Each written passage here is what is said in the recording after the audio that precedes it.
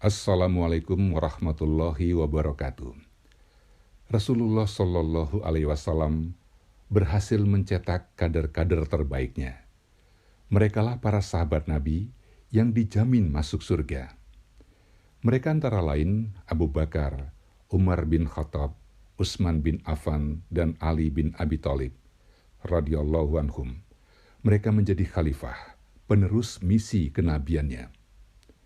Sobat akhir zaman, kisah pergantian sistem kekuasaan kali ini adalah serial kedua dan bagian dari tanda-tanda akhir zaman. Ya, cepat cari seri pertama biar nyambung sama cerita yang kedua ini. Rasulullah bersabda, "Nubuah ada pada kalian sampai Allah kehendaki, hingga dihilangkan ketika Dia menghendakinya. Kemudian, khalifah di atas manhaj nubuah sampai Allah kehendaki, hingga dihilangkan ketika Dia menghendakinya. Kemudian, kerajaan yang menggigit sampai Allah kehendaki, hingga dihilangkan ketika Dia menghendakinya. Kemudian, kerajaan yang diktator sampai Allah kehendaki, hingga dihilangkan ketika Dia menghendakinya. Kemudian, khalifah di atas manhaj nubuah. Kemudian beliau diam." Hadis riwayat Ahmad. Dalam hadis ini, Rasulullah menceritakan 5 fase zaman yang akan dilalui umat Islam, yaitu pertama, fase kenabian, diawali dengan zaman jahiliyah. Kemudian diangkatnya Nabi Muhammad sebagai Rasul. Setelah Rasulullah wafat, misi kenabian dilanjutkan oleh para sahabatnya, yang merupakan fase kedua. Nah, sebelum lanjut, salawat dulu untuk baginda Nabi Shallallahu Alaihi Wasallam. Lalu, klik subscribe dan tanda lonceng supaya editornya bahagia. Sekarang kita lanjut. Rasulullah pernah bersabda, "Kekhalifah nubuah 30 tahun, kemudian Allah memberikan kerajaan kepada yang Dia kehendaki." Hadis riwayat Abu Daud, Ahmad Tirmizi, dan Hakim. Jika kita coba hitung, masa kekhalifahan Abu Bakar berlangsung selama 2 tahun. Dilanjutkan Umar bin Khattab selama 10 tahun. Kemudian Khalifah Utsman selama 12 tahun. Dan terakhir Khalifah Ali bin Abi Thalib selama 6 tahun. Setelah Khalifah Ali meninggal, dilanjutkan oleh putranya, Hasan bin Ali radhiyallahu anhu, yang memegang kekhalifahan selama 6 bulan. Hasan bin Ali mengundurkan diri pada bulan Rabiul Awal 41 Hijriah. Artinya, fase kekhalifahan yang disebut Nabi genap 30 tahun, sepeninggal Rasulullah yang wafat pada bulan Rabiul Awal pada tahun 11 Hijriah. Saat pengunduran diri, Hasan bin Ali disebut Amul Jamaah atau Tahun Persatuan Umat, karena pada masa itu beliau berhasil menyatukan 2 kelompok umat Islam yang berseteru. Rasulullah pernah bersabda tentang cucunya, Sayyidina Hasan, "Anakku ini adalah pemimpin dan Allah kelak akan menyatukan dengannya 2 kelompok besar muslimin." Hadis riwayat Bukhari. Fase ketiga, seperti yang disebut oleh Rasulullah, adalah Mulkan Adon. Fase ini terjadi setelah berakhirnya masa kekhalifahan Islam yang ditandai berdirinya dinasti Umayyah, dilanjutkan dinasti Abbasiyah, dan beberapa dinasti lainnya, hingga era dinasti Turki Utsmani. Pada fase inilah terjadi fluktuasi kekuasaan dan keadilan. Pada era ini banyak terjadi perebutan kekuasaan. Meskipun disebut khalifah, garis kekuasaan berlangsung turun-temurun.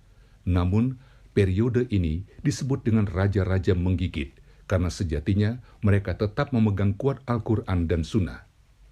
Sejarah telah membuktikan, Khalifah Umar bin Abdul Aziz dari dinasti Umayyah, misalnya, terkenal seorang pemimpin yang adil, bersahaja, dan dicintai oleh rakyatnya. Begitu pula, puncak kejayaan Islam pernah diraih pada masa Khalifah Harun al-Rashid dari Daulah Abbasiyah. Pada era kepemimpinan Salahuddin al-Ayyubi, umat Islam berhasil merebut kembali Baitul Maqdis atau Yerusalem dari pasukan salib. Sementara pada masa Kesultanan Turki Utsmani, Muhammad Al-Fatih, umat Islam berhasil menaklukkan Romawi Bizantium dengan menguasai Konstantinopel yang sekarang dikenal kota Istanbul, Turki. Selama 13 abad, umat Islam mencapai puncak kejayaannya, baik dalam politik maupun ilmu pengetahuan. Sejak kekhalifahan Islam berakhir dengan runtuhnya Turki Utsmani pada tahun 1924, maka sejak itu pula umat Islam tak lagi memiliki kekuatan.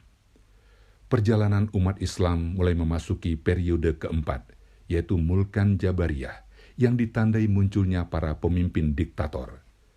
Tak ada kekuasaan yang abadi. Para pemimpin diktator seperti Saddam Hussein, Muammar Gaddafi, dan Hosni Mubarak akhirnya ditumbangkan oleh rakyatnya sendiri. Revolusi yang dikenal Arab Springs ini sejatinya sebuah rekayasa politik global untuk menguasai negara-negara Arab. Krisis politik di Timur Tengah belum berakhir. Pergolakan politik seperti di Mesir, Suriah, dan Yaman hingga kini makin memanas. Inikah perang yang akan membuka pintu kembalinya kekhalifahan Islam? Wallahu alam. Perjalanan umat Islam belum berakhir. Masih ada satu fase terakhir.